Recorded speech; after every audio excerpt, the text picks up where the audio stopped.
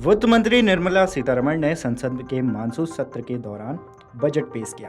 खास बात यह है कि वित्त मंत्री ने 7वीं बार बजट पेश किया है। इस बजट में कई बातों का जिक्र किया गया है।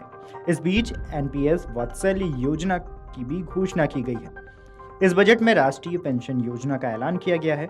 वित्त मंत्री निर्मला सीतारमण ने इस योजना के बारे में जानकारी दी है। वित्त मंत्री ने कहा है कि एनपीएस वात्सल्य के रूप में नाबालिग बच्चों के लिए माता पिता और अभिभावकों द्वारा योगदान की योजना शुरू की जाएगी। नाबालिग के वयस्क होने पर योजना को निर्बाध रूप से सामान्य एनपीएस खाते में परिवर्तित किया जा सकता है। ऐसे में क्या है एनपीएस वात्सल्य योजना, चलिए बताते हैं। राष्ट्रीय पेंशन प्रणाली केंद्र सरकार द्वारा चलाए जाने वाली एक मददगार पेंशन योजना है। नेशनल पेंशन स्कीम पहले सरकारी कर्मचारियों के लिए शुरू की गई थी। साल 2009 के बाद प्राइवेट सेक्टर के कर्मचारियों के लिए भी शुरू कर दिया गया है। एनपीएस की मदद से सेवानिवृत्त होने के बाद एक निश्चित आमदनी आपके खाते में आती है। इस योजना के तहत आपको लंबी अवधि तक निवेश करना होता है। अब आप इस योजना के तहत अपने नाबालिग बच्चों के नाम पर भी निवेश कर सकेंगे। केंद्र सरकार ने इस अतिरिक्त योजना को एनपीएस वात्सल्य नाम दिया है।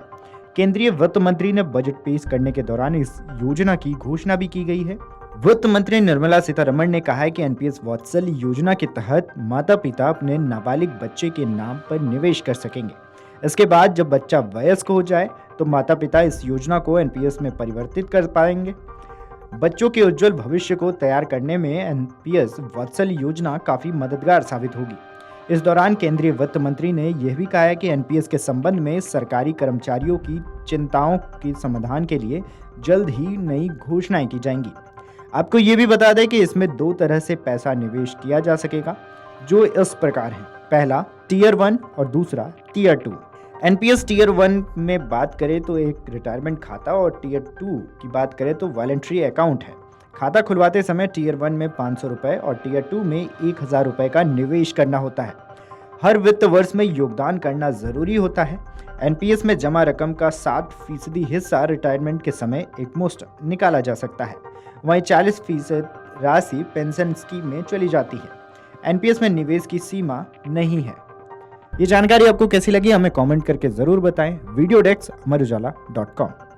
अगर आप ये वीडियो YouTube पर देख रहे हैं तो हमारे चैनल को सब्सक्राइब करें और बेल आइकन को दबाना ना भूलें। अगर आप Facebook पर ये वीडियो देख रहे हैं तो हमारे पेज को लाइक करें।